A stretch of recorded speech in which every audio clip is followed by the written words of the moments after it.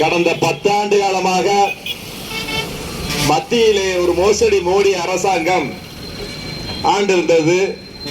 அது இறுதி உருவதற்கு தயாராக இருந்த சூழ்நிலையில தாலிக்கு நீதி கேட்ட ஒரு ஆர்ப்பாட்டத்தை வந்து நம்முடைய மகிழா காங்கிரசுடைய தலைவர் திருமதி சுமதி நாகராஜன் அவர்கள் தலைமையில் நடைபெற்றுக் கொண்டிருக்கின்றது. இதில் மாநில பொதுக்குழு உறுப்பினர்கள், மாவட்டத்தினுடைய தலைவர் பெருமக்கள் அனைவரும் கலந்து கொண்டிருக்கின்றார்கள். அண்ணன் ஜோதிராமலிங்கன் சொன்னாரு, ஒரு சொருநாயோடைய ஆட்சி முடிய போதுன்னு. நான் சொல்லல, ஜோதிராமலிங்கன் தான் சொன்னாரு, ஒரு சொரிநாயோடைய ஆட்சி, இறுதி ஆட்சி நடைபெற்று முடிஞ்சிருச்சு. இனி வருங்காலங்களில் வந்து அருமைக்குரிய என்னுடைய தலைவர் இந்த தேசம் பாதுகாக்கப்பட வேண்டும் என்பதற்காக, இந்த தேசத்தில் இருக்கின்ற மக்கள் நிம்மதியாக வாழ வேண்டும் என்பதற்காக 4080 கிலோமீட்டர் கன்னியாகுமரியிலிருந்து இமயமலை வரை நடந்து சென்று ஒரு இந்திய ஒற்றுமை பயணத்தின் மூலமாக மிகப்பெரிய எழுச்சியை உருவாக்கி மத்தியில் இருக்கின்ற மோசடி மோடி அரசாங்கத்திற்கு ஒரு முற்றுப்புள்ளியை வைத்து விட்டார். இங்க இருக்கின்ற நமது தமிழக மக்கள் 40க்கு 40 என்ற அடிப்படையிலே வாக்குகளை அளித்திருக்கிறார்கள். வருகின்ற ஜூன் 4ஆம் தேதி எங்களுடைய தலைவர் ராகுல் காந்தி அவர்கள் பிரதமர் பதவியில் அமரப் போகின்றார். இதுதான் எங்களுடைய கடைசி மோடியுடைய எதிர்த்து நடைபெறுகின்ற ஆர்ப்பாட்டம். இது கடைசியாக இருக்கும்.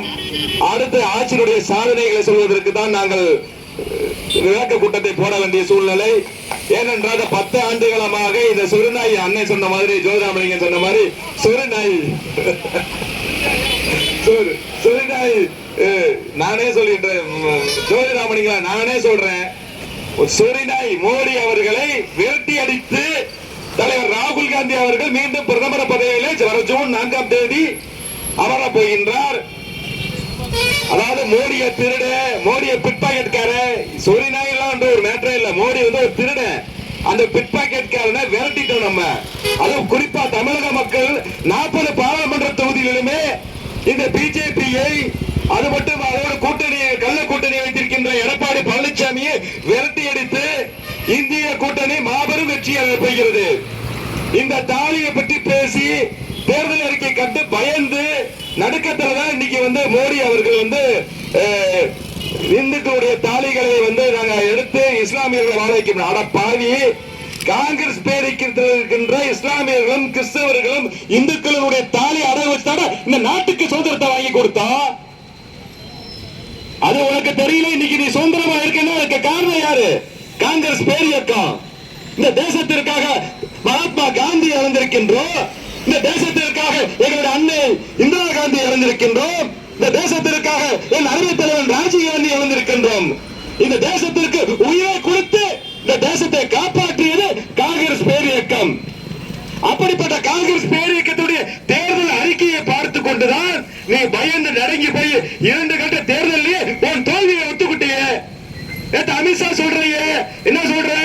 இந்திய கூட்டணி ஆட்சி அமைந்தால் ஸ்டாலின் பிரதமர் ஆவாரு, மம்தா பானர்ஜி. ஆமரா, எங்களுக்கு தேவை மோசடி மோடி உன்னை விரட்டி அடிக்கணும். நாங்க யாரோட பிரதமர் ஆக்குவோம்? அது எங்களுடைய இந்திய கூட்டணியில நாங்க யாரோட பிரதமர் ஆக்கக்கூடிய உரிமை எங்களுக்கு இருக்கு. நீ யாரோட பேசுறதுக்கு? இஸ்லாமியர்கள் ஓட்டு வேணான்ற, கிறிஸ்தவர்கள் ஓட்டு வேணான்ற, போடைய இந்த நாடு, இந்த தேசம் மும்மனத்துக்கு உண்டான தேசம். அது தேசம்.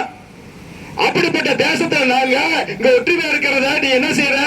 பிரிவினை உருவாக்கி, ஜாதி மோதலை உருவாக்கி, மதவாத உருவாக்கி நீ வெற்றி பெறலாம் நினைச்ச கனவெல்லாம் தவிடுபடியாகி போச்சு. இன்னும் 7 தேர்தல், 7 கட்ட தேர்தல். அங்க இருக்கின்ற வடக்கு இருக்கின்ற மாநிலங்களில் அங்க இருக்கின்ற பிஜேபி வேட்பாளர்களை உள்ள வர மாட்டாங்க. விவசாயிகள் அடிச்சு நொறுக்கிட்டு இருக்காங்க. வேட்பாளர்களுக்கு செருப்பு மாலை, பிஜேபி வேட்பாளர்களுக்கு செருப்பு மாலை போடுறாங்க. 15 பிஜேபி வேட்பாளர் நிக்காம ஓடி போயிட்டான். அப்படிப்பட்ட ஒரு சூழ்நிலை இருந்துகிட்டு இந்த தேசத்தை பிரிவினை உருவாக்க நினைக்கிற உன்னுடைய கனவு பலிக்காது. எங்களுடைய தலைவர் ராகுல் காந்தி அருமையான தேர்தல் அறிக்கை, அதான் தளபதி முதல்வர் ஸ்டாலின் அவர்கள் சொன்னார்கள், தேர்தலுடைய கதாநாயகன், தேர்தல் அறிக்கையில் கதாநாயகனை வருகிறேன் என்று சொன்னாரு. நீ 7 முறை நீங்க கூட்டம் வந்தீங்க, பண்ணி மாதிரி கூட்டப்பட்டு வந்தீங்க, 7 முறை வந்தீங்க. என் தலைவன் ஒரு தடவை வந்தாரு, ஒரே ஒரு கிலோ ஸ்வீட் வாங்கினாரு. உன்னுடைய 7 முறை வந்த சுற்றுப்பயணத்தை தவறுபடி ஆக்கிட்டாரு. இந்த தேசத்தில் இங்க இருக்கின்ற மக்கள், தமிழக மக்கள் தலைவர் ராகுல் காந்தி மீது ஒரு பெரிய பிரியம் உள்ள கொண்ட காரணத்தால இந்திய கூட்டணிக்கு பெருவாரியான வாக்குகளை எங்களுக்கு அளிச்சிருக்காங்க.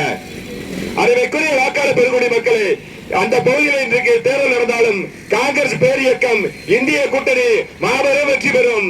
தலைவர் ராகுல் காந்தி தலைமையில் வருகின்ற 2024 ஜூன் 4ஆம் தேதி தலைவர் இந்திய கூட்டணி வெற்றி பெற்று தலைவர் ராகுல் காந்தி அவர்கள் பிரதமர் பதவியில் அமர்வார். தேர்தல் அறிக்கையில என்னெல்லாம் சொன்னோமோ அத்தனையை நிறைவேற்றி இந்த தேசத்தை பாதுகாப்போம் என்று சொல்லி வாய்ப்பளித்த கிழக்கு மாவட்ட மகிழா காங்கிரஸ் தலைவர் அவர்களுக்கு நன்றியை தெரிவித்துக் கொள்கின்றேன். நன்றி, வணக்கம், ஜெய்ஹிந்த்.